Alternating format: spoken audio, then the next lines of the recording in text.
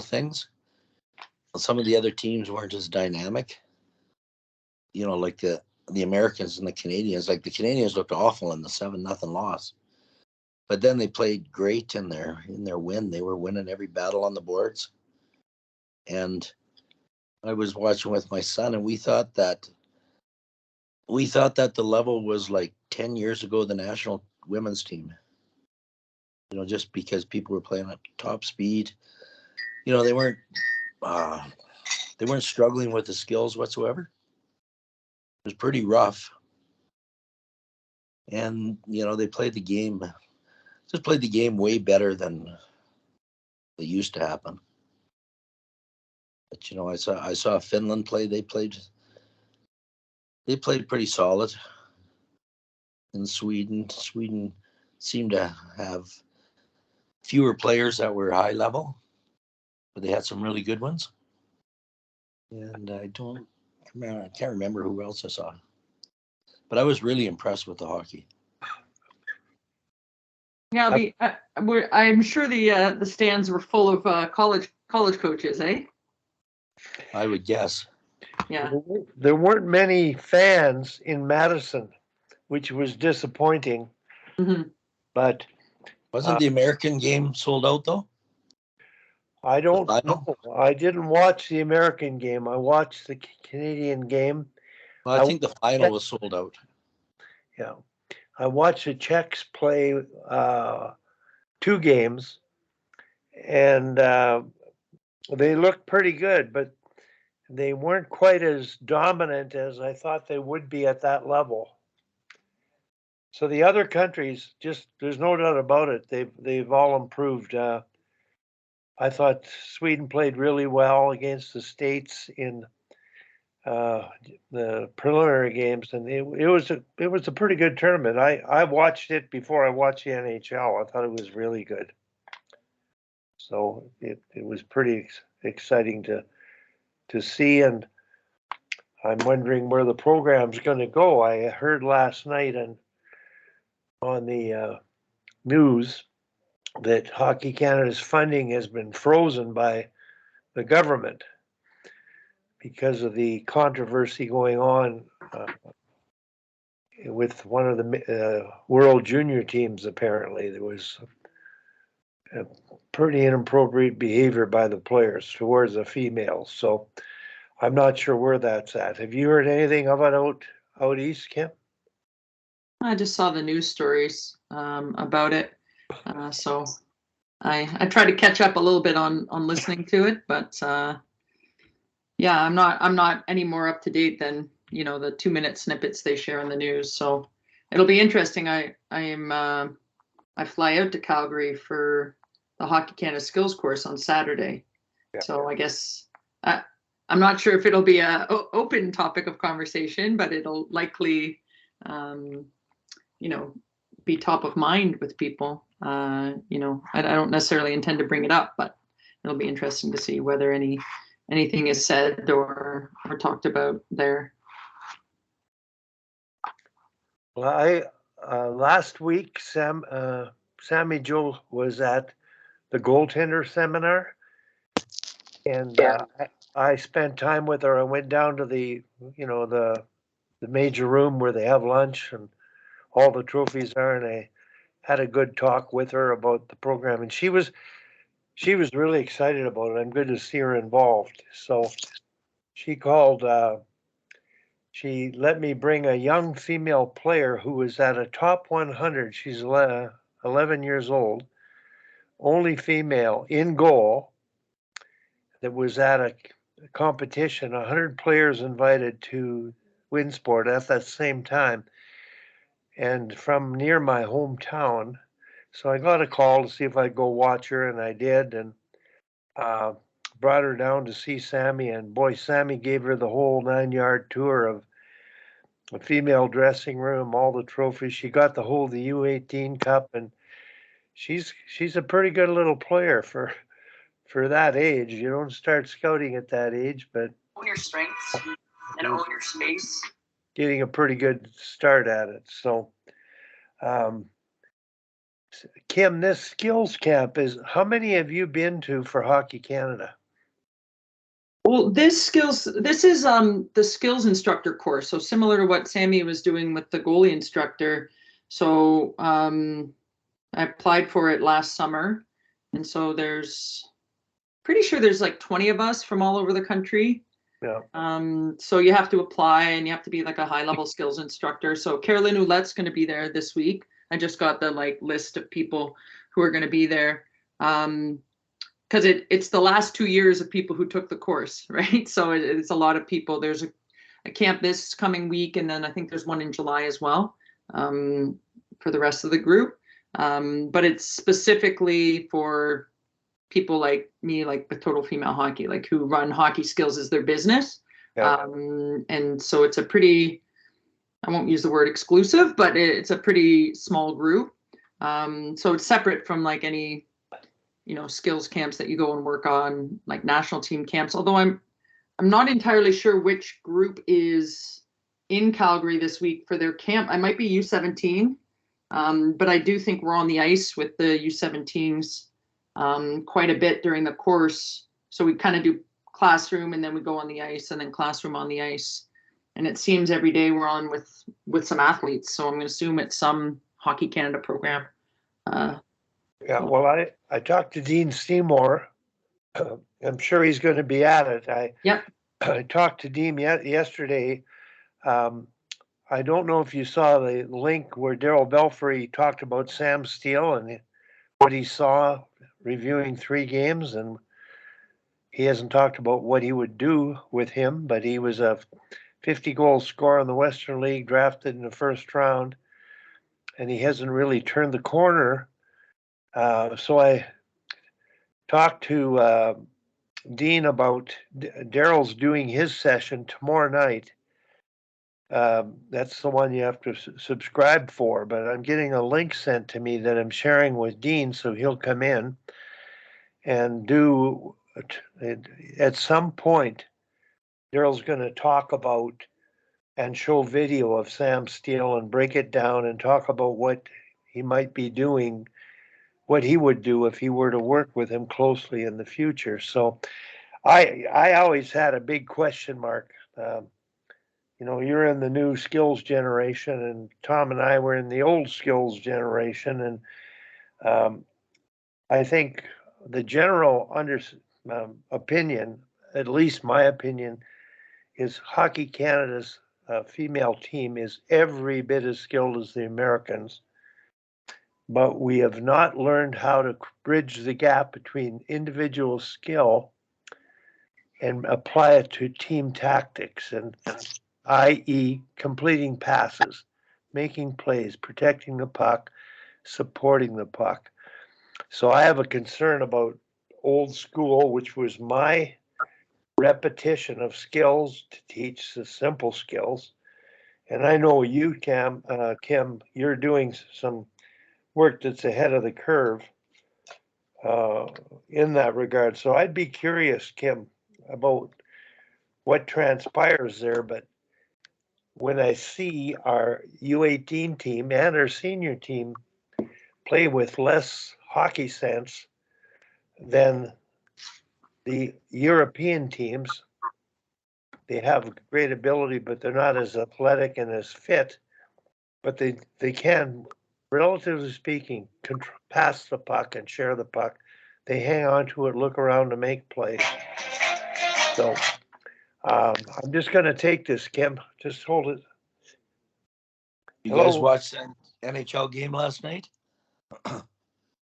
I watched it, and that's the first full NHL game I've watched in a long time. As a Toronto person, you're sort of bittersweet, when Kadri scores there, and then let get away. Can't have any clutch players in Toronto, God forbid, right? We just need the soft and squishy ones. I don't know. I didn't think it was as good of a game as some of the others. It was a bit of a mess, I thought, but power play sure looked good for Colorado. Yeah, I'm really impressed how many scissors they're doing and how many times they're using the top of the circle, doing stuff out there, doing all sorts of things up high in the zone. And I mean, the teams are playing defense so hard that, like, Colorado had a heck of a time getting a shot through. Tampa was blocking everything. Yeah, Tampa's kind of, again, I haven't watched a ton, but like I watched most of the game, or the last game, and then last night. You know, Tampa's a little old school, right? It's pretty north-south, like compared to Colorado's creativity. You know, like get in front of shots, and it sort of seems like they're playing like 10 years ago in the NHL. It's obviously working for Tampa, Yeah. but it's certainly not as high flying as what Colorado is doing. Not that Tampa couldn't do it; they obviously have the talent, but it is interesting what's old becomes new again, right? Like we're back to the basic 1-3-1. Like when did that? You know, it sort of evolves and devolves, and no one's creating anything new, of course. But well, they're also taking faceoffs, Tampa, with the D behind the centerman. That hasn't happened for 50 years. Yeah, no, it's. But everybody, what I'm impressed with is everybody setting up 2-on-1s all over the place. Instead of that middle drive with just 3 guys going straight, there's 2 guys picking on, the widest guy like Tampa. The 2 games ago, they had 3 cross and drops and then scored. That was quite impressive. Yeah, and you wish that. And then again, I don't always listen with the sound on, right? But like those are the types of things that, like Wally was saying, we don't always take the high level skills we're now giving to players and infuse it into a game concept, right? But that's a perfect example. You know, if it's the commentators or someone sort of picking out that cross and drop and the skill and reinforcing it, then players who are watching those games or coaches that are watching those games are hopefully it's gonna sink in. And I always take notes of things I would add in as a coach, even though I'm not coaching a team anymore when I'm watching. But yeah, the crossing and dropping, I don't know. I mean, that seems to be a key that needs to be unlocked with every team, even if they're 8-year-olds. Making a drop pass when you're 8 is not sure as a heck easier than making a cross ice pass, right? I mean, it's actually an interesting skill that bridges up and down the age groups pretty easily. And you can imagine if you had a U9 team that could cross and drop, I don't think the other team would ever touch the puck. So I think that's an important one for sure. Kim, I'd like to just carry forward, welcome Sami. And Hal's here too, I think. And Hal. Talking about the NHL commentary, and I also watched the commentary between periods more than I watched the game. Because Sami's on, Jen Botterill, and Cheryl Pounder covered the Memorial Cup game last night. Edmonton won in overtime. And I noticed that all of them are making real pertinent comments. And they're seeing those little details. And in fact, I phoned Cal Botterill in not this last night's game, but the game before, because she made a comment on Kucherov, and she's actually taking a liking to him and broken down the little things, the little details, Kim, that you're talking about. And when she did it, there was a dead silence because the rest of the crew didn't know what to say. It was their turn. So I phoned Cal and I said, that is getting deeply into the nuances of the technical game.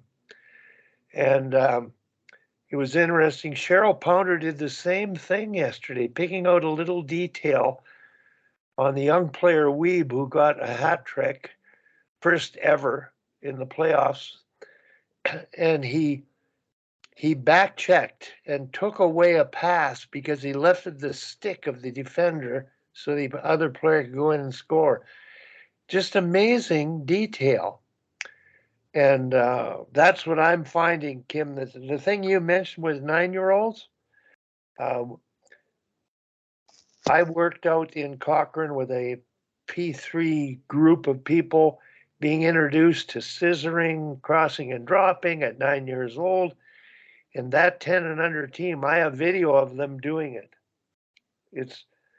I think we underestimate their capacity and potential. And like you said, Kim, rink-wide passes are probably a no-no. Maybe a short head man is or a long head man, but boy, this pass in tight areas, the interchange of positions. When I saw it occurring with 9 years old, five years ago, and I don't see it happen as much at all with our national teams as often as it should be. I'm disappointed. I think the game we're way behind where the game could be. As Daryl Belfry says, 10 years behind. So, Well, Wally, I just want to add to that. I was thinking, my daughter is going to be, she's not playing competitive this year, but maybe we'll be playing U9 competitive next year. And of course, she might get stuck with me as a coach. And I was thinking to myself, in girls hockey, like the breakouts, I mean, we all know this. It's a bit of a dog's breakfast. And I thought to myself, if you just, we used to do this when I was at Dartmouth. My first year at Dartmouth, we called it the loop breakout. And the winger would come down off the wall and loop behind the defenseman and get a drop pass and then go up the ice. So kind of like how you'd see the center normally doing it. The winger would stand on the hash marks, but instead of staying there, would actually skate behind the D and be a decoy or receive a drop pass. And it worked pretty well there. But I thought to myself, can you imagine the chaos you're creating for the other team in any kind of forechecking situation? If you just start to mobilize people in your own end, you don't post up on the wall, and especially in girls hockey, everyone's running a 3-2 forecheck, right? So it's little things like that how can we infuse them in the game in different places that maybe they're unexpected. No one's expecting that cross drop on the breakout with younger players.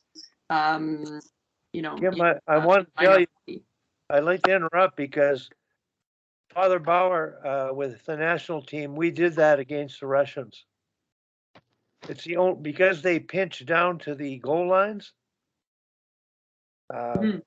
The Auies pinch took away our wingers. We brought our wingers down in behind our D who were wheeling. They could keep it or drop it, and the winger could come up the middle of the ice. So 40 years ago. Yeah, in girls hockey, right? I mean, there's no controlled breakouts in the minor hockey level. Everyone over pressures, everyone over forechecks, right? The majority of teams are running a 2-1-2. And until midget and junior, you don't even see a 1-2-2, right? And so, anyways, I'll try it eventually once I get back behind the bench. But I do think it's a good application of the skill, and on the power play, right? Same idea, but especially with the absence of body checking. I mean, how's anyone going to get off the puck off you? We'll see how it works. Kim, I'm really glad Sammi came on because I got to meet her last weekend, and thanks very much, Sammi, for the first class tour you gave the young girl, and her father and mother were very impressed. And I'm sorry I wasn't able to get there that day, but domestic affairs prevailed here. But I do, and I'm glad you're on because Kim is going to the skills camp this week. And Kim, I'd like you in the week ahead after that camp to do the same thing as Sammi. I wanted her to talk about that experience and what Hockey Canada did, what she got out of that skills camp, how they operated it, and what were the new things that she said appeared to be up and coming. Sammi, go ahead. For sure. So Wally, maybe I can talk more about this when we get they're going to put all of our presentation materials in a Dropbox, and so I can share that with you guys as well. So we had some amazing videos and stuff that I think would be really great to discuss the nuances of goaltending. Okay. So let me just tell you that it was 30 people in a room talking about the minutia of goaltending. So you had to really be a goalie nerd to really appreciate it. But it was amazing. What I love about goalie coaches specifically is goalie coaches have to work into a team. And so often they are very open and very sharing and willing to help others. It is a segment of hockey that is, I think, way more inclusive, and also more open to growth and learning than I think any other aspect of hockey. So that was really nice to see. I think that there wasn't many egos. Some of the people ran businesses. Well, all of the people ran businesses, but you rarely heard about it. It was mostly about sharing new concepts. So during the camp, or during our education, Team Alberta, U18, U16, U14 men's hockey goalie camp was going on, and U18, U16 women's camp was going on. And so we got to go on the ice with the goalies, but we also got to see how people coach, and we got to learn ways of disseminating information, just as important as the actual information. So if I'm to get into the minutia of goaltending, it might bore this group a little bit, but for instance, we spent an hour in our group of 6 discussing paddle length, which, so everybody knows now, is now going in the direction of measurement while the goalie's in the butterfly, not while they're standing. So goalies will have really tiny sticks, and it almost looks like they're playing mini hockey. So look for that next time you're watching goalies at the top level. You don't really do that until they are fully developed as in their stance in the ground, like on the ice. But that was a big sort of change for me. I had never really seen that before. Brad Kirkwood was there, who was the women's national team goalie coach. So I really picked his brain about what it was like to work with the girls and what his big things that he works on. I was pleasantly surprised that he got 30 minutes a day with the goalies, which is pretty rare in the goaltending community. Normally you get 5 or 6 minutes with goalies. And he got that separate. And then he also got some input into the way drills finished and how they could be more competitive or battle oriented for his goalies. So I thought that group worked really well. Brad is really big on stance, so that it all comes down to how you stand and really getting that as your base. So that was fascinating, working on sort of the details of hand positioning, where they should be in relation to your body, foot positioning. Goaltending had gotten really wide for a while, and now it's getting back to being in a good athletic stance. So that was really great, but also I think just meeting the other goalie coaches was interesting. And we had a presentation one day by France, I forget his last name, but he's a goalie coach for the Tampa Bay Lightning. And he presented the morning after a game from his hotel room in Colorado, which was incredible. But he had been to this program before and felt an affinity to this group. So I think it becomes like a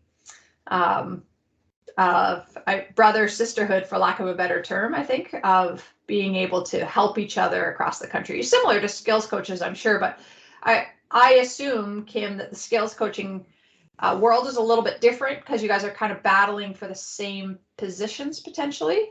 I don't know if there's there's definitely sharing. I see that within the skills coaching, but I see it as more of a business than perhaps the goalie coaching world. You can tell me if that's different or not, but yeah, I don't know that it's funny because I perceive the goalie world in Toronto to be a little more cutthroat than maybe you've described. But as I always say in Toronto, there's more than enough fish in the sea here. We can all run our businesses, and every time I walk into the rink, there's 8 or 9 other hockey camps going on, and we all seem to be doing fine. So, but I'm excited for the same opportunity, and I like what you said about how goalie coaches are integrated into the team, because sometimes as a skills coach, right, there's a tendency for skills coaches to come in and kind of these are my drills and this is what I'm going to run, and not always collaborate with the head coaches about what are the key principles of play, or what is your team actually trying to accomplish. So I think that's maybe the advantage for me, or the way I approach it with all the teams I work with, is you got to meet them where they are, right, and understand how you infuse your skills into what they're trying to do conceptually. but I'm glad to hear the goalie coaches are getting more time. My goalie coach with my junior team always asked when I could have the goalies back, because I'd run most of the practice without them.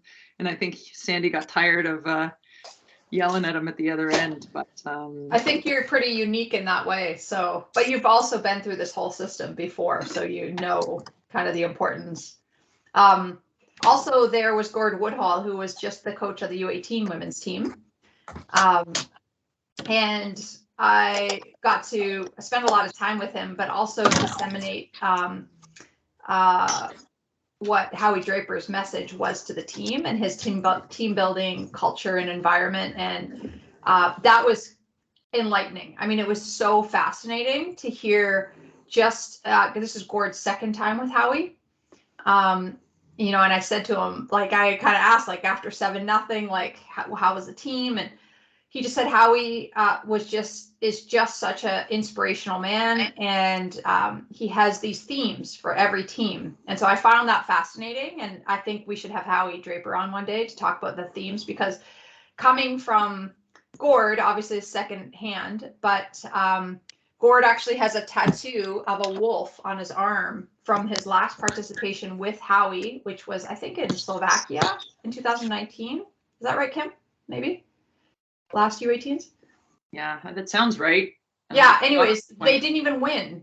They didn't even win the championship, but the idea of Wolfpack mentality, what Howie Draper had disseminated to the staff and the team, stuck with him so much that he got a tattoo of of the wolf that they had been talking about. So this year's theme for the team was fire.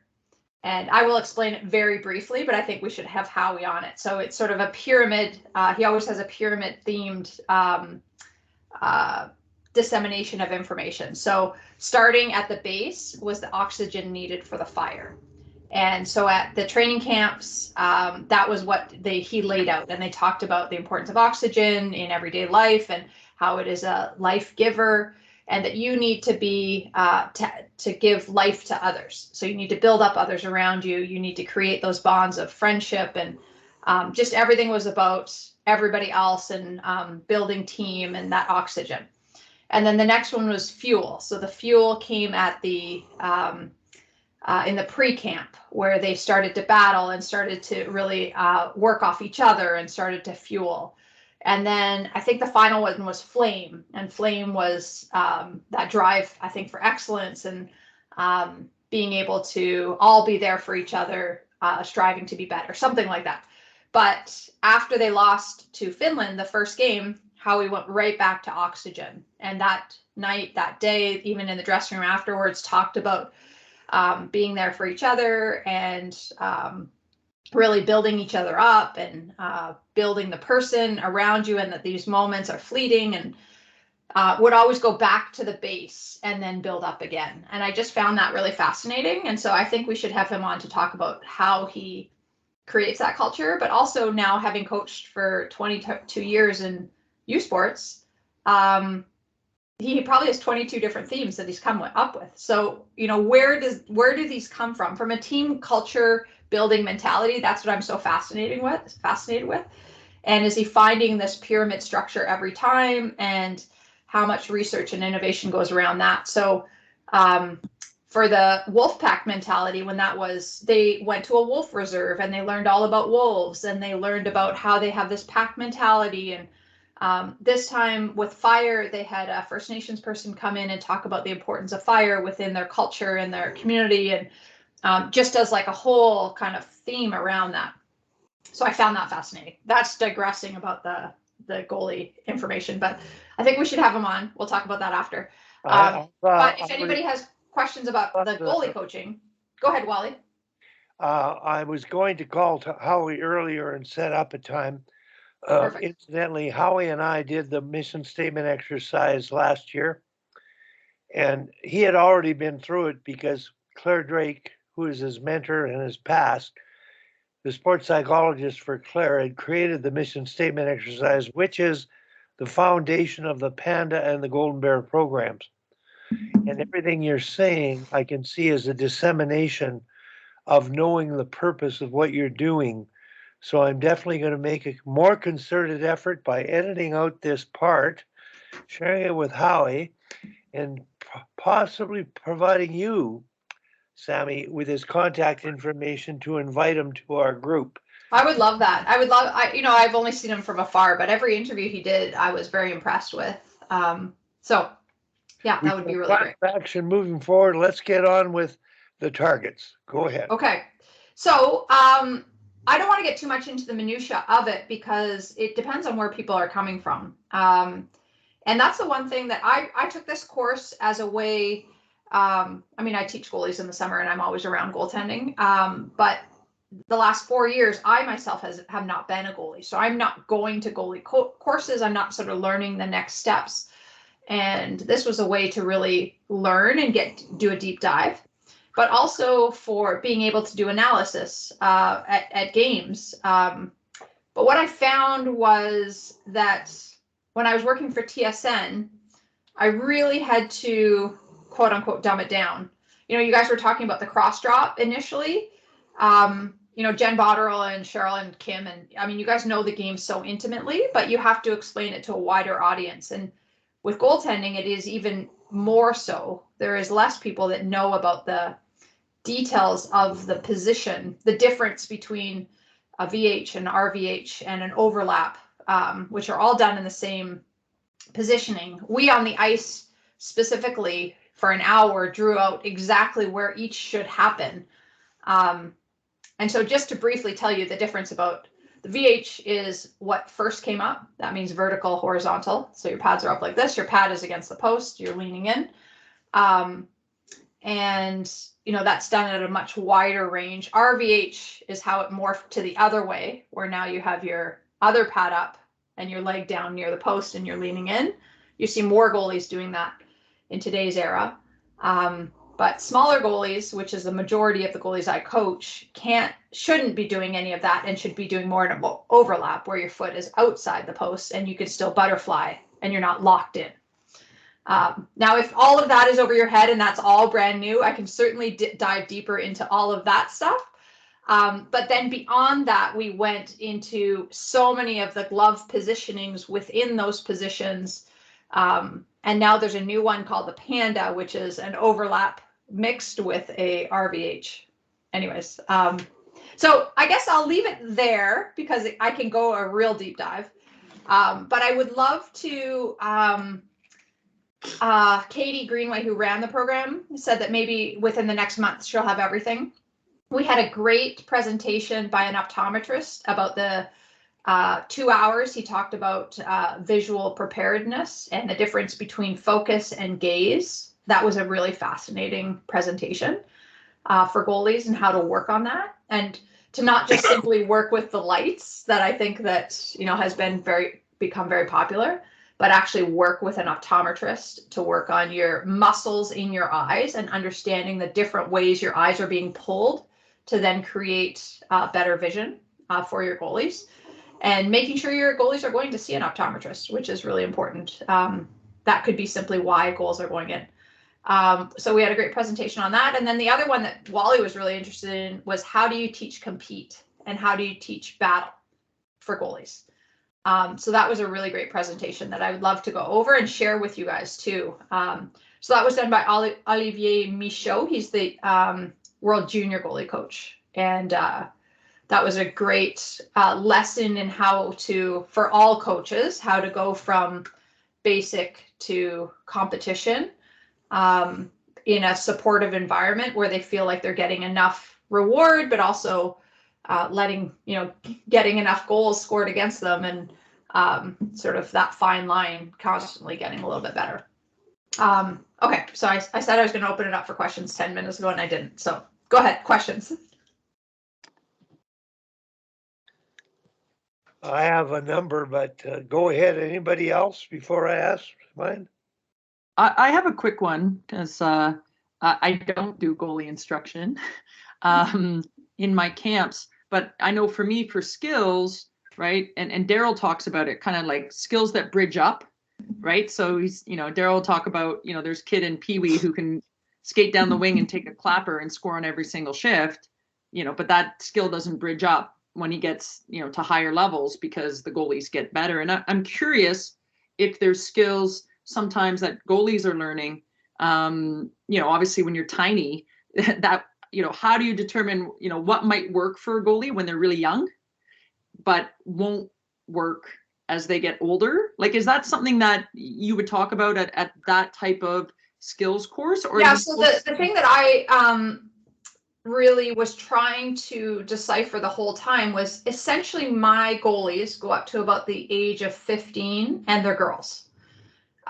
So my goalies are from 7 to 15. So I am not coaching the goalies that they are talking about for the majority of the time. So a lot of it was how do we change this? And a lot of the goalie coaches are the same thing. They have younger kids. So how do we change this so that at the base level, they're getting what they need up here?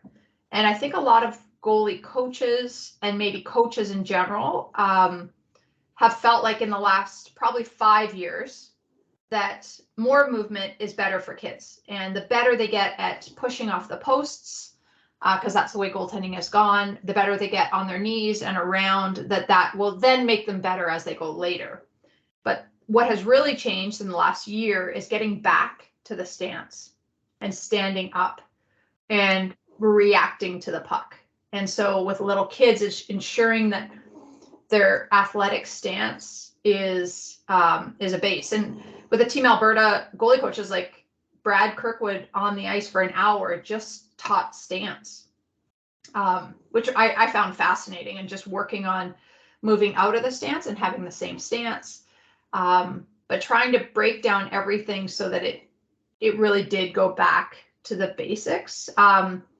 It's not necessarily that things don't bridge up, it's that you're teaching things too early, I think, in goaltending. And there's a real issue with goalies getting injured, obviously later in life. Having just had a hip replacement 8 months ago, I know fully well that it's kind of the survival of the fittest for the goaltenders. Like, if you don't get injured, you can kind of keep going. So getting the idea across at a camp like this, that think of your goalies more as pitchers, and really have an idea of how many butterflies, how many up and downs they're doing in a practice, and to not overtax them. That a punishment for the goalies is not to go do 50 butterflies. So be aware that the butterflying and the up and down RVHs should be for when they are in the net performing the skill, and punishment should be skating and edge work and doing things like that are not causing injury. So that's hard. When I run a goalie camp, that's hard because there's so many shots that are coming in. And so thinking about how I can reconstruct the day to have the goalie standing up more, but maybe working more on stick handling, working more on other things that are not just overtaxing the little kids' limbs and muscles and joints, so that these goalies at the age of 18, 19 are strong and solid at that point. I don't know if that makes sense, Kim, but. No, it makes sense. And it's interesting with the overtaxing comment. My hockey schools, we do 3 hours of ice in a row. Most of that's for my efficiency. We have a flood between every hour, and the parents are always concerned, it's going to be too much, because they think I'm going to just skate them into the ground. But that idea of kind of changing intensity and changing the focus. So, the first hour might be a little more high tempo, but I usually go to shooting in the second hour, because it's rare with girls, especially the age group I'm at, that the shooting drills are really going to be super high tempo. And then we amp it up in the third hour. So I think it's a good point, because, a typical hockey school, 5 days a week, 3 hours, I find most of the kids are done by Thursday. That's why I only run my camps Monday through Wednesday. But you want quality, right? And so some things that specifically you at your camp can do to change for the goalies is to create drills for goalies that make them stay on their feet, and make the girls have to stop every puck with their glove and blocker, and they can't go down, things like that. Or tell the girls that every other shot is super important. So on the shot where they are kind of more resting, they're still watching it into their pads. They're still focused on, you know, getting the rebound in the corner, but they're maybe not butterflying, because every goalie coach now, on almost every shot, a goalie is butterflying. So just being cognizant of, like, yeah, an hour of goalie, anything shooting on the goalie is, you know, they're probably doing, I don't know, like 500 butterflies in that time, because you're up and down and up and down. So first is to watch to see like how much are they actually doing it, and then to kind of recreate the drill so that the goalie can be intense and then not intense and intense, and but still working on, always focused on getting the puck to your blocker and over, or glove and over, or making your shooters have to shoot top shelf for a certain drill, and the goalies just stand and do that. Or the goalies can maybe deflect the puck. That was another fun one. They can stand in front and work on their hand-eye coordination as the players come in and shoot it, and they have to stop it with a paddle of their stick. So fun things like that you can kind of recreate. The goalies are still doing stuff. They're still participating. They're not ruining the drill, but being cognizant of what these goalies are going to be like when they're 17, 18. Sammy, I just as you talked, I had some things come through my mind. I'd like to bring them up related to everything you've talked about. The biggest thing on stance, I've always been a believer, it's not dodgeball, and the butterflying is dodgeball. It's athletic dodgeball, but I'm glad to hear that they're moving back to a stance. So I want to get to a drill 30 years ago that I mentioned Yuri Kralik to you. And it was a 3-on-1 umbrella below the tops of the circles, where players would rotate through the triangle of the umbrella, waiting in line to a person in the middle. And they would get to pass 3 pucks and try to score on the goalie. 3-on-1's fair. Because the goalie's reading and he's staying in his stance and having to move. But I went to 3-on-0, which isn't fair. But I had to tell the goalies, stay on your feet, just try to be in the way of the puck and maintain that stance. So that's the first thing that struck me about that. The other thing was warming up goalies, the specificity of where you shoot, to allowing the goalie to work on the blocker or the glove or the low shots, and progressively working to random shooting, unpredictable shooting in a good way. It's just huge. So that's fundamental to me. And also, yeah, on that, Wally, too, is the passive versus ready stance too. So you have a passive stance when the puck is, say, at, depending on the level, but outside, say, the ring out line, maybe even a little closer. You're in a standing stance and your stick is no longer on the ice. Yeah. So you're standing. You'll see NHL goalies next time you watch. They're scanning, and you're basically scanning, and you're getting yourself in position. And then you have a ready stance for when it's closer and they're about to shoot. So also in a warm up for goaltenders is working on the various different depths of the shot. So you want to start with further out, so you have more time to react, and then as you kind of get closer and you can react quicker. But that stimuli, starting at further with more reaction time is very important too. And working from the goalie with an upright passive stance with your hands up to then down in the ready position too, and just getting used to scanning. A big part of the conference was talking about the next best threat and where it is.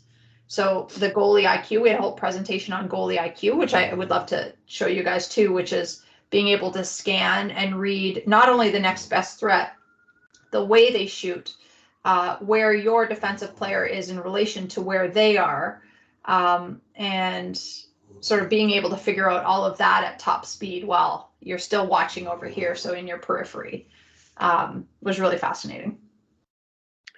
I have a question that's sort of off the chart a bit, and I'm asking it because I work with Tom Malloy, and we had skills coaches come in and we had goalie coaches come in, and they did their thing, and they didn't do anything that we couldn't do ourselves.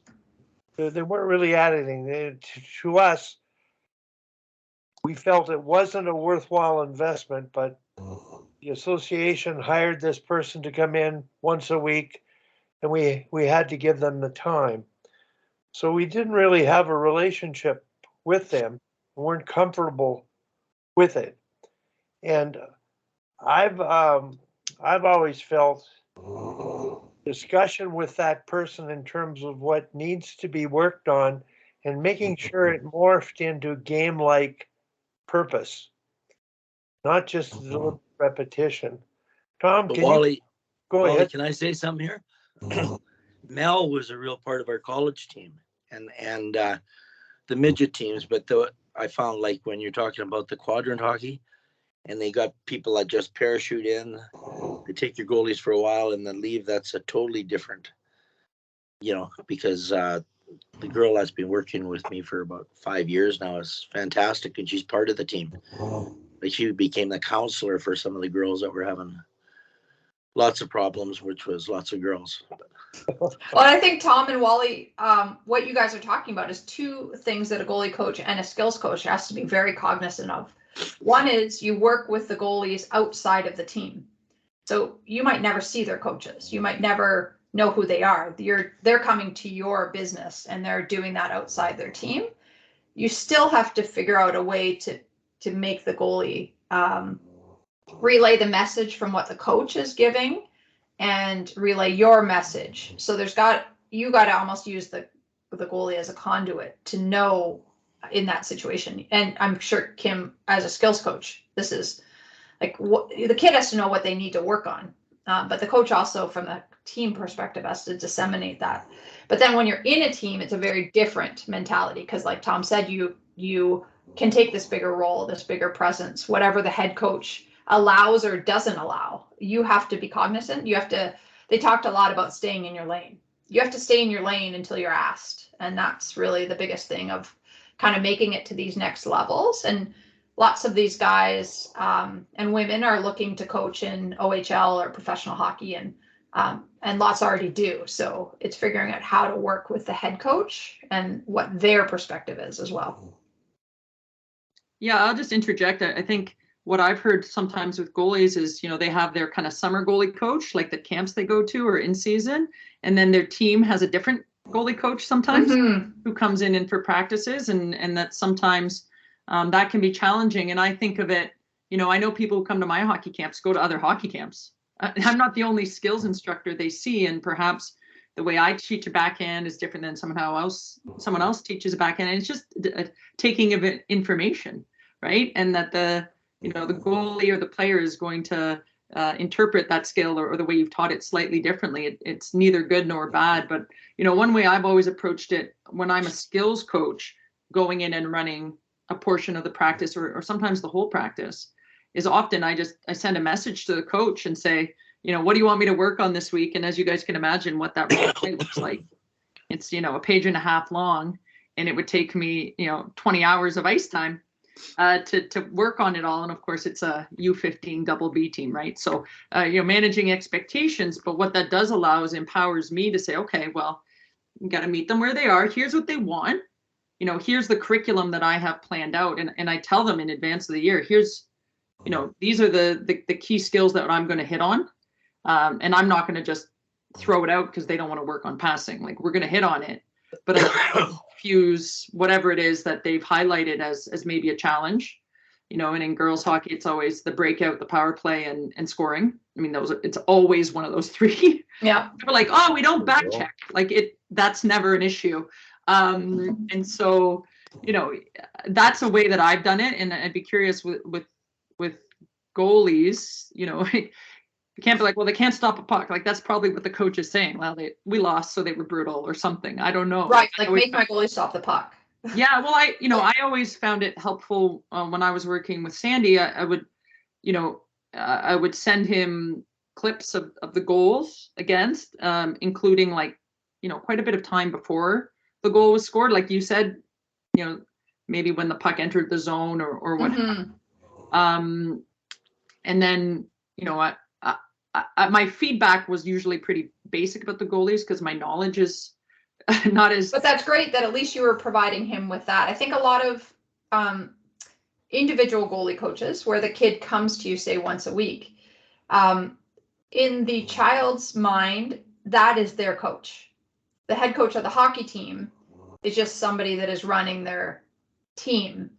And so the one that they're going to be most comfortable with, the one that is, talking the same language as them, playing the same sport, because really goaltending is a completely different sport, is that goalie coach. And so I think there is this extra feeling of affinity for your goalie coach versus your head coach of your hockey team, who is, simply disseminating information at the board. I mean, they're rarely telling you anything. They are rarely helping or hurting it's basically like, go stop the puck. Rarely drills are made for you. So there is this whole other aspect of it that you're almost floating in as this child that plays a different sport into a team, and you get to be part of a team. But then you get this one-on-one relationship, and a lot of goalies stay with that same goalie coach. I mean, Sandy is a great prime example. They'll come to him when they're young, and they stay with him for a decade. And so that you can imagine that relationship. And yet head coaches will constantly change. So they're the ones that are the counselors, like Tom said. They're the ones that are, ups and downs with family life or anything that's going on in their world or school. They tend to be that person for them too. So I think there's a whole other level of trust that goes on between those two. And often that goalie coach never actually sees them playing a game. They might get some video, but they are that person, like a teacher in a classroom to so many others as well. No, it's a great point about like engaging the goalies and being a counselor. I mean, I always went out of my way because I figured if my goalies aren't happy, we're probably not winning a lot of hockey games. But in coaching the junior and midget level, right, try to empower them as much as possible. Hey, if this drill isn't working or you're exhausted because we've done it for too long or what have you, like, let me know, right? Yeah. Because that's great. Another thing, Kim, too, is to force them to watch the drill when you write it out and make them understand it, because you want that is teaching hockey IQ. Often as goalies, and I did this for sure, you go over to the board and it's your chance to rest because you've been exhausted, and you pretend like you're paying attention and you're nodding, but are you really nodding? When are you really understanding? When I went to teach and be a head coach on the ice for the first time, I knew how every drill ended, but I was like, where does it even start? I had to think back to so many drills that I'd seen, and I didn't really understand what happened in the neutral zone because I was only seeing what was in my zone. So force your goalies to watch the drill and to understand the concepts of angling and of all of the things that you teach, pressure, back pressure, because I think that that's going to elevate your goalie to the next level, and something that a lot of coaches don't do for the goalies. So get them to really have that hockey IQ first and foremost, and that will help them be able to scan better and be able to read the play better too. Sammy, I've got a point. When I talk about goalies, I talk about back catchers. How many of them become general managers? Because they see the game. They watch the game, and they're in a primary position of responsibility.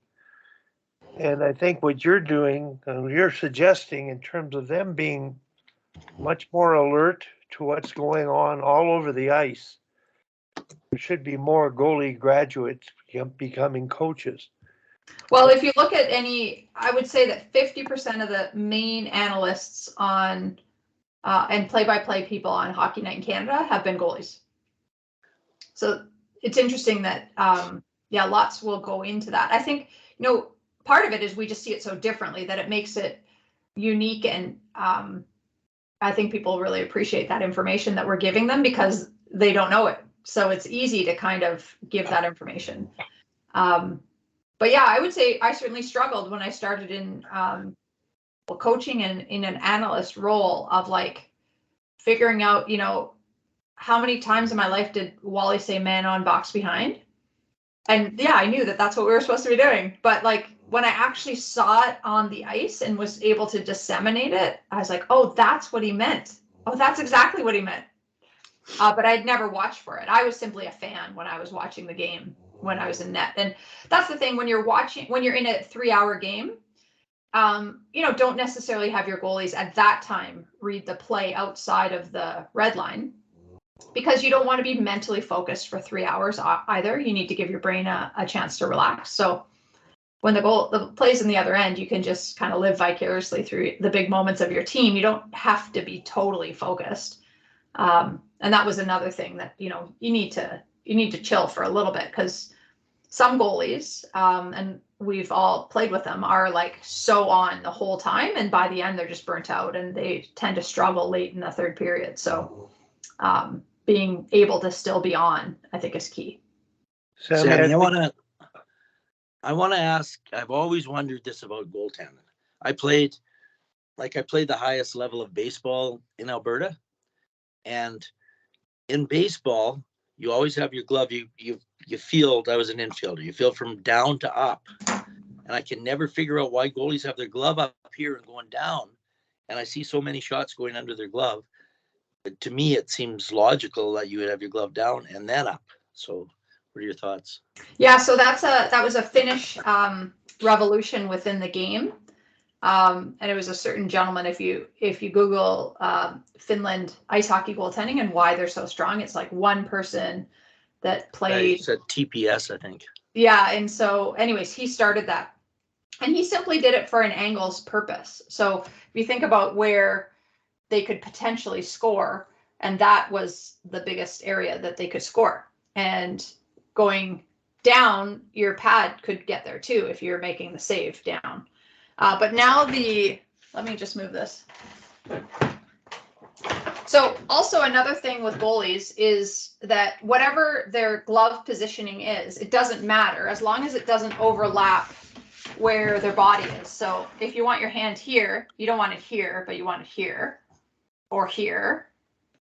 But you just don't want it overlapping their body. So you don't want it to be here.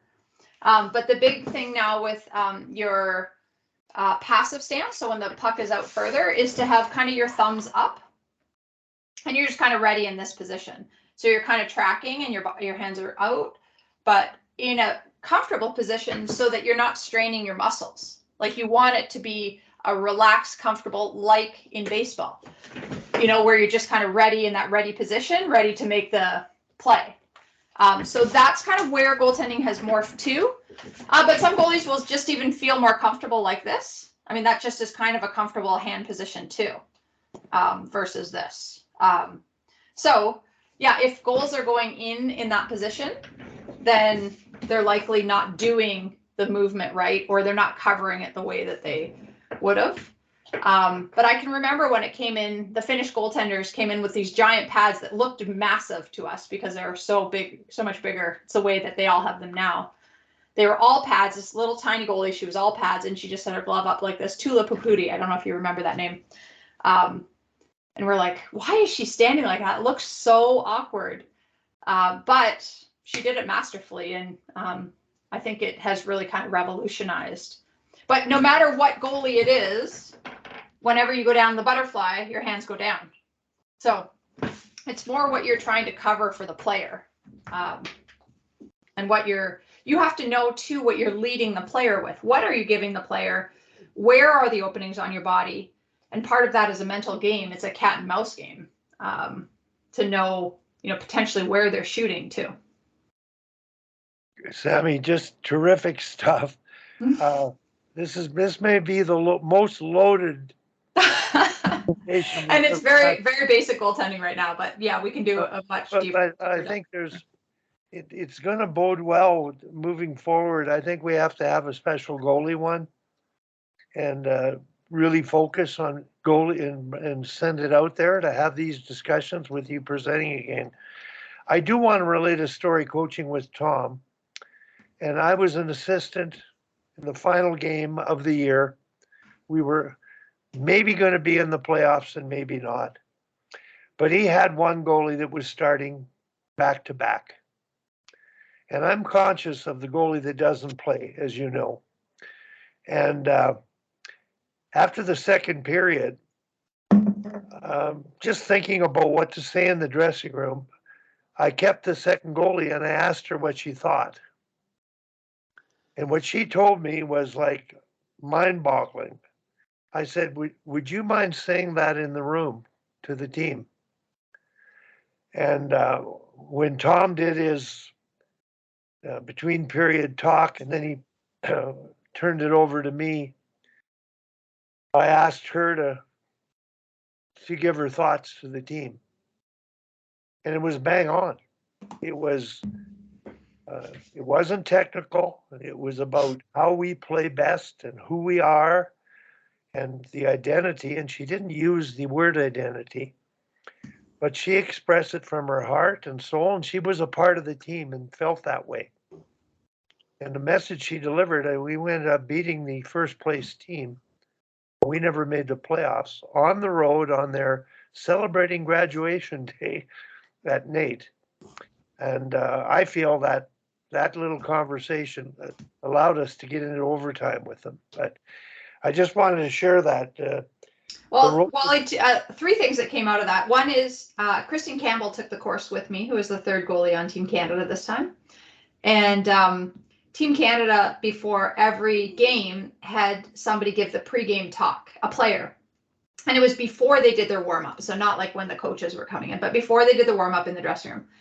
And then at the Olympics, they voted on the top 5 performers for pregame speeches.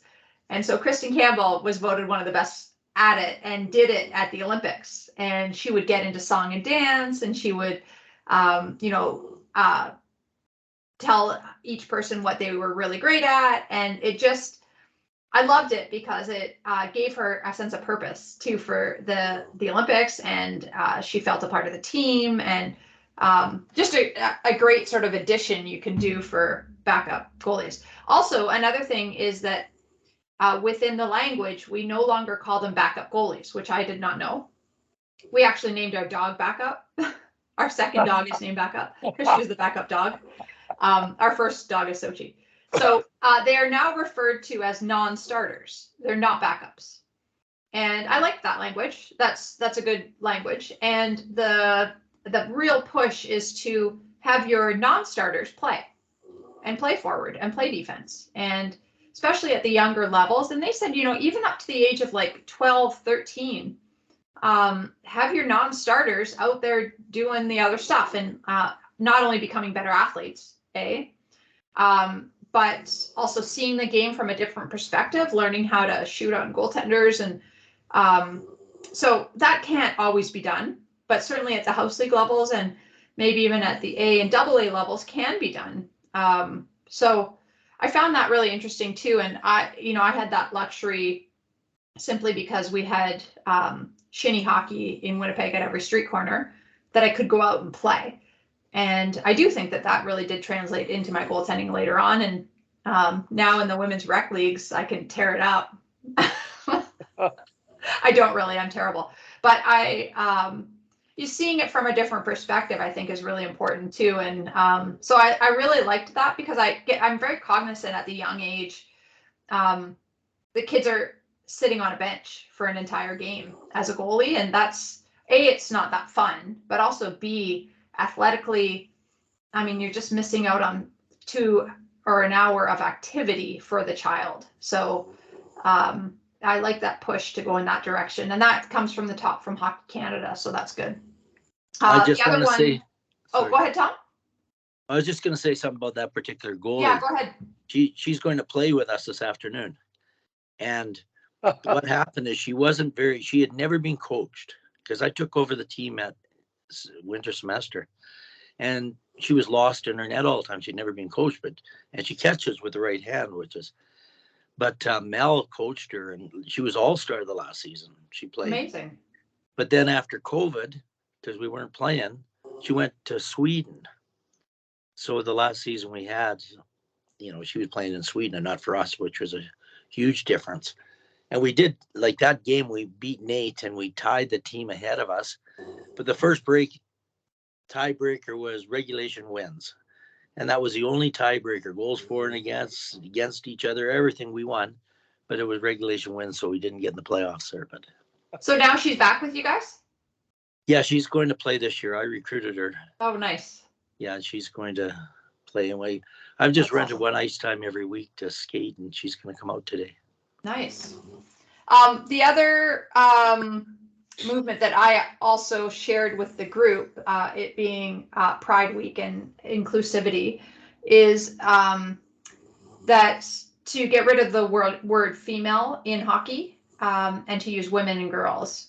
So I don't know if people listening to this call understand the difference. I certainly did not a couple of years ago, but I've taken it out of my hockey school name. So female is the way, is your gender at birth that you're born with, that is not chosen, whereas women and girls is what a person chooses to be. So getting it more into women and girls is just more inclusive language to make everybody feel like they can participate. So I shared that with the group of goalie coaches, and they were very receptive. And up until that point, we used female a lot with female hockey or female coaches or female this. And you could see right away that the specifically the guys were trying to change their language to men and boys and female, or women and girls, away from male and female. That I've been labeling my drills like that too, with W instead of an F. Yeah, it's a hard language to change, and it was hard. Like, I don't know if for me, like my website was, because my school was called Sammi Jo Small Female Hockey School. So changing it to include, because I have women and I have adults, and so then it just becomes this mouthful of like women and girls all the time throughout the whole language. But I think it's important that people feel inclusive and feel like they can participate and attend, and those that What about that the word ladies? I think ladies is fine. It tends to, I see it as an older group of women. Yeah. I wouldn't see it as girls necessarily. And it just seems like it definitely can be used, but I don't think that it is, you would refer to kids that way. You would see someone in a dress with a little hat on. Yeah, exactly. Well, I found ski, right? coaching women. When I use the term ladies, it was to get their attention. Yeah, and I don't think that it's wrong. I think that ladies, and now I'd have to check the with people that really know, but to me, ladies is also what somebody is choosing to be versus what they are born as and maybe are attempting to transition into something else. Yeah. But good question.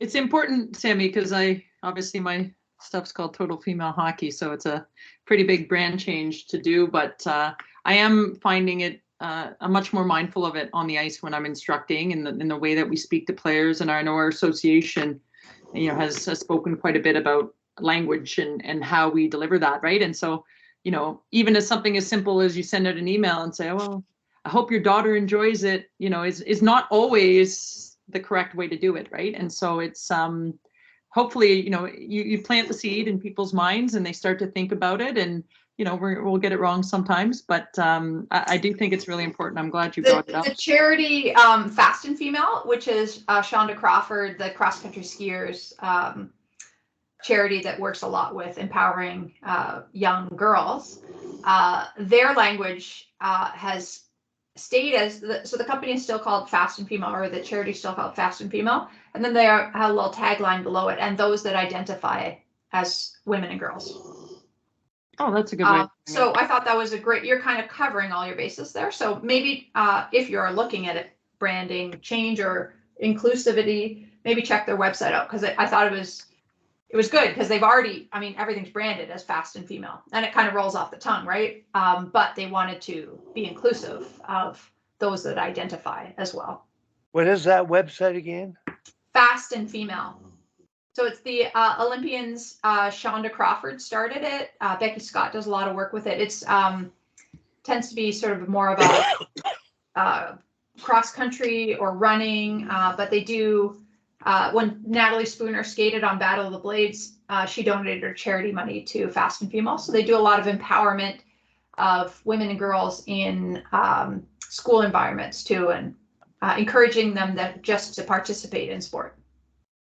I have one question that absolutely drives me crazy. All of my hockey lifetime getting into coaching, and that is starting goalies and backup goalies and the ages at which goalies are become backup. In my mind, that is the demise of building a team, and it's the easiest way to destroy self-esteem with a person.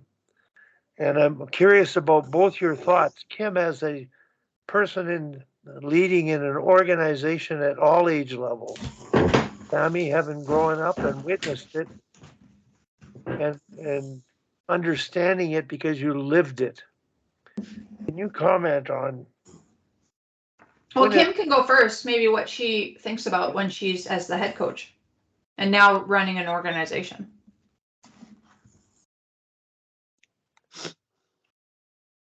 She's still there? Sorry, I was stepped out for a second. What's the So the question was, as a head coach or as running an organization, are you cognizant of starting goalies and non-starters, or what we would say backups before? Do you allow that within your organization, and when do you start to kind of go into that direction, or do you ever? Are you always rotating? For me as a coach, so I mostly coach midget and junior, and I never told anyone they were going to be the starter, the non-starter like that going into it. And for the most part, we would rotate all season long, and with the exception of maybe tournaments, because sometimes we have 5 games, it kind of gets uneven. So if someone's always the first goalie and she's getting 3 games, the other one's getting 2, or if they had a college scout coming to look at them. And sometimes we'd alter the starts, like for those types of situations. And they were usually pretty good, and their parents about, counting the number of games. I only had 1 year that I had a player who just really, really struggled. And, we tried to get it. We got her in quite a bit, actually, to the detriment of the team. I think she had a 6 goals against average in junior, she was my midget goalie the year before, and she was fantastic. So something happened. But I picked her, so I played her, and it ended up, as we got into the playoff hunt, she actually ended up getting a lot of the better teams because we didn't have a chance. And so it wasn't that, sometimes we threw her to the wolves, but I'm proud of that, having done that, because many of my players and even the parents are like, what are you doing? I didn't play her as, like, the other goalie got more, but it would have been very easy for me to not start the player. And I just thought, it's junior hockey, but it's minor hockey. And she was actually the first player I ever didn't invite back to the team the following year, which again was very hard for me to do, but it was clear that she just wasn't up to that level. And that struggle was all season long. And so we don't have a mandate like at the organization level. Typically at U9 and U11, we only have 1 goalie per team because we have so many teams. So there isn't a second goalie. And sometimes even at U13, we've only got 1. And I'm curious if there's any sort of recommendations from Hockey Canada. Like, I wouldn't see why you would need more than 1 goalie until U13, and maybe a kid who can do it. But to your point about having a goalie sitting on the bench, again, that's just our numbers. We don't have enough goalies. Kim, yeah. We are Hockey Canada.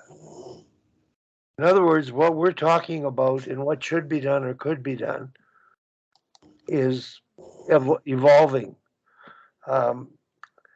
And the dilemma of how it's dealt with is a topic that needs to be discussed and openly addressed so that advice can be given. And I have my thoughts, but Sammi, I'm more curious about your thoughts and the female. I liked Kim's, you know, you as a head coach, even at the highest level in junior hockey, you said, you know, you picked her, and so it's your job to develop her. You know, that's your responsibility as a person, and you did that.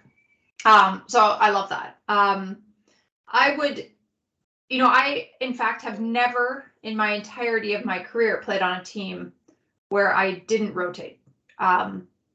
So yeah, I mean, I was always jealous of the other teams, and I would see the Montreal teams, they only played one goalie. They had very strong goalies, but they only played one goalie, and we always rotated. And I would even say, yeah, the number of games played was fairly even throughout my career, on both sides, you know, whether I was the stronger goalie or the weaker goalie. And then with the national team, even then, I feel like we rotated all the way up until the chosen final game. And the final game was always chosen. It could not be your turn or whatever. But that person then deemed to be the starting goaltender for Canada. So if you're chosen for that final game, but throughout the year, I feel like the coaches did a good job of rotating.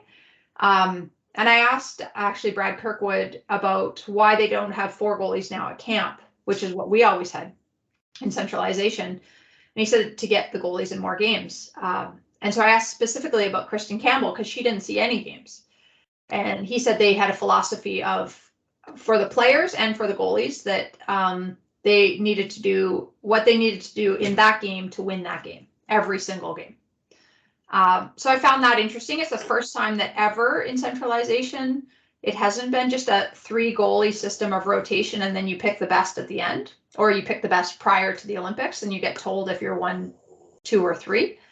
But the Olympics that I attended, I mean, when I was the 3rd goalie, I was told I was the 3rd goalie. I knew I wasn't playing. But in Salt Lake City, we were not told really until right before the game who was playing and who was backing up. And that was the same at the World Championships, 99, 2000, 2001.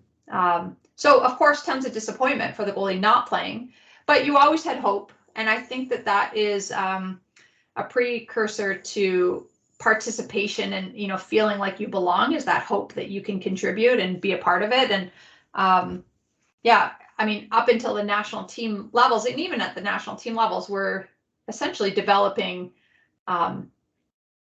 it's youth sport, and you know, why are we doing it, and continuously going back to, you know, what is the best for the individual, what is the best for the team. Sometimes they're not convergent, but how can we really make this a great experience? So even something simple like, Wally, you talking to your non-starter during the game and asking them about the game, things like that can allow you to feel more a part of the team.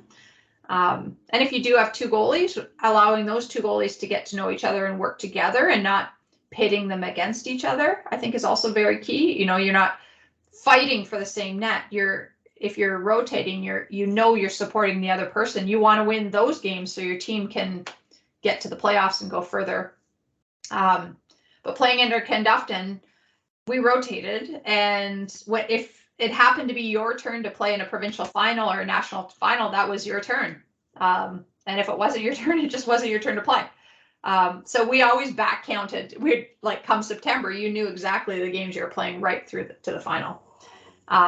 So yeah, I think, Wally, like you, I would think that we on this call would all want the best for all the individuals playing, but that we know that that's not the case throughout all of Hockey Canada, and certain coaches will coach to win, and some of those goalies will not have a great experience through minor hockey and might not continue to play.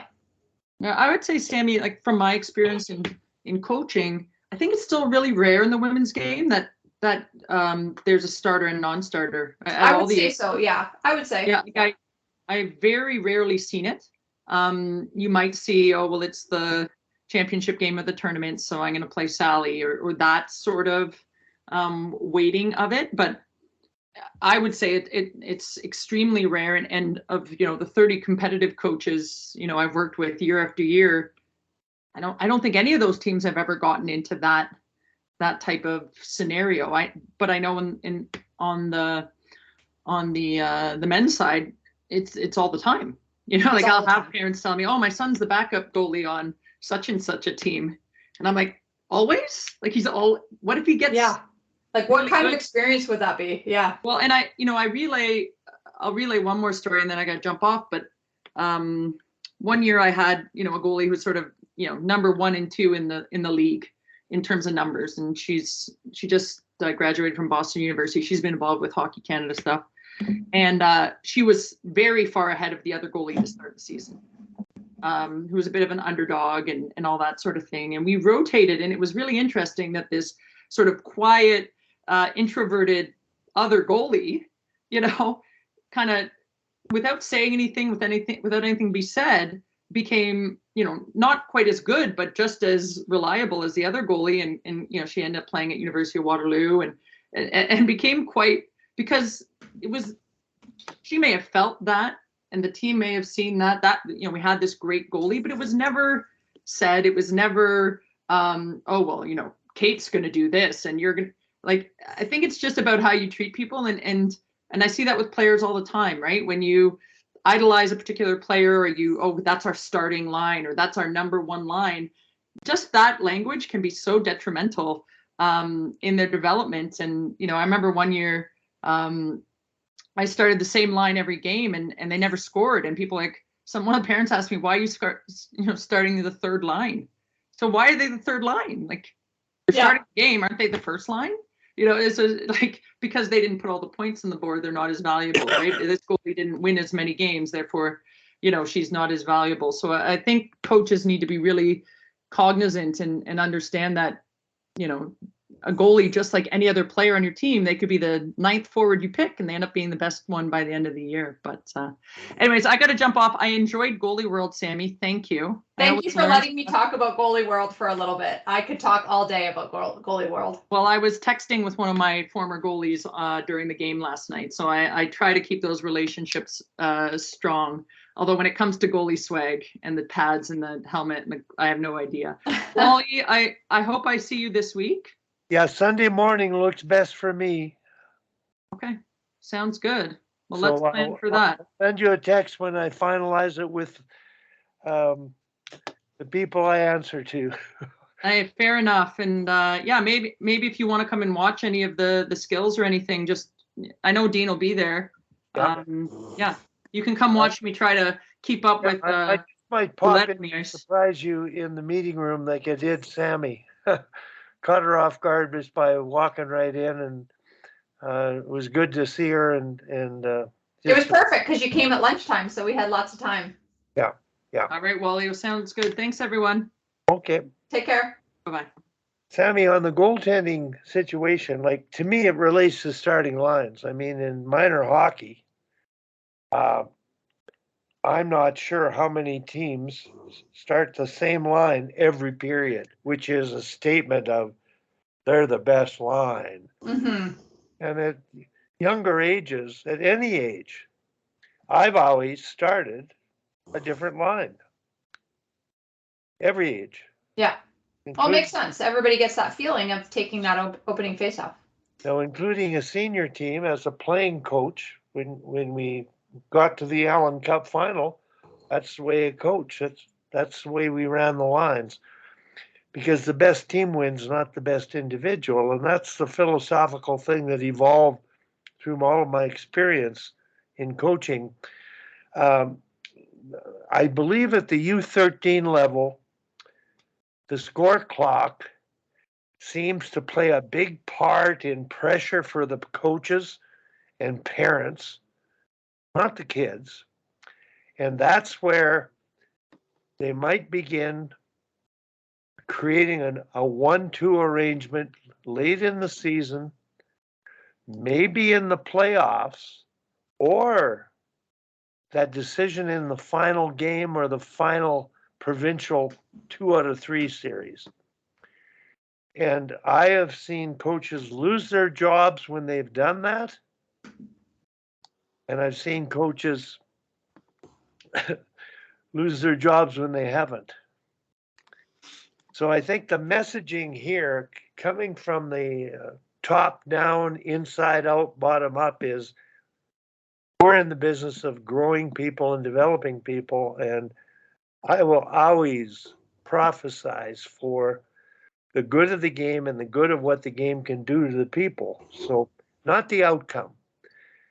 And having that philosophy has boded well for me all of my life in all of the sports I coached with that philosophy. And it hasn't been X's and O's. I think the players felt appreciated and they performed at their capacity, not above their capacity, at their capacity. And we have no idea of their potential, but we can sure shut it down quickly. And I think the idea of transmitting belief is what we're trying to do as coaches. And, you know, I really want to thank you for coming on today, Sammy. And I don't know, I could do a lot of editing here and breaking it up into tidbits, and I will. But we do have to have a follow-up session. And I don't know if you know anybody that you could bring in from the Hockey Canada group, like a Kirkwood, and you could maybe moderate the session to cover the gamut of all levels, or maybe we just focus on the elite level at that time. Mm-hmm. And, you know, I'm curious about the girls who come to the national team. How are they coached by their goalie coaches, whichever team they play on? And how are they managed by their head coaches in terms of playing or not playing? And usually they're all invited because they're the number one goalies. And now they come into a number two role. So that's another topic entirely. But I take it to the first line, second line's the same thing as a starting goalie and a backup goalie. The words don't build a team. Yeah. I mean, I would love to bring in somebody else as well. And I'm just cognizant of them all now starting hockey school season. Yeah. So might be something for September. Good. That's good. Simply because Thursdays this is when most goalie coaches make most of their money. Okay. All right. Well, what's happened to Tim Bothwell? Going to make ends meet. What's happening to Tim Bothwell? That was the He question. hasn't been on this call for a month. What's that, Tommy? Tim Bothwell. He hasn't been on this call for about a month. Yeah, I'm not sure. I'll give him a call and say that you guys brought up his absence, and I know he's watching the Stanley Cup, and I'll. Yeah, and I asked him to come out to watch some goalies, and I didn't hear, so I'm just checking see if he's okay. Okay, I'll follow up. He and his wife Barb, they do an awful lot of hiking. They take a lot of occasional breaks, and actually, I think he's still recovering from implant tooth surgery. Oh. I had to pick him up at the doctor's office where he had this major surgery, and I didn't realize he was groggy, and I was supposed to stay with him all day, but I stayed for an hour and then came back 2 hours later because I had an appointment. So, but I will follow up immediately after this session, and I think it's been great, Sammy. Thank you for coming on, and keep in mind as well, Ken Babby and your husband, and what we want to do there. Yeah, so Billy says he's coordinating with Ken, so I would say stay on Ken. Okay. And I think Billy will probably. So Billy has torn his elbows and has random injuries, and so has the okay to not go on the ice right now. And so, but on Thursdays they're supposed to be on the ice. So for at least the next month, he's kind of free if Ken is free. Would he go on alone? No. No. He's always terrified of talking to people. So okay. I said to him, could I just ask you questions? That's how, when he does presentations, Yeah. He's so good at being interviewed and he's so personable, but I think he gets really nervous doing this kind of stuff. So that's why him with Ken would be great. Yeah. Well, we could do both, but it could be that the theme with both, in my mind, could be interesting. Yeah, I think together would be great. And I think Billy would learn a lot about the program too. Yeah. I think that would be really great for him to see the behind the scenes as a current player. Yeah. And especially with his background, it's just an amazing story of experience. And, you know, even your background, you played with different coaches on different teams. And Billy's been in the program a long time. And I'm curious about his thoughts on the evolution of the program and where it's going and what would he do differently? Mm-hmm. Because he knows. Yeah, it would be a great conversation. So maybe just reach out to Ken and see if, let me just check our schedule and see if he can do, yeah, I mean, in theory, Billy can do next Thursday. The only thing on the list for him is that it says 11:45 practice. But with his injury, I feel like he won't be at practice. So if Ken can do that one. Now, the one next Thursday, you said Billy could do? Yeah, Billy can do because he's still injured. Okay, well. And that's only the Toronto group is the only one that practiced. So in Calgary, I don't think they practice on Thursdays. So if Ken can do it, they could kind of join up. No, you're asking of, I don't understand. Is Billy not in Calgary, is he? No, he's in Toronto. And Ken's in Calgary. Correct. Now, if Ken's free, that's a good time. Yeah. So because normally the Toronto group of sledge hockey players, which is 4 or 5 guys, they're on the ice Thursdays at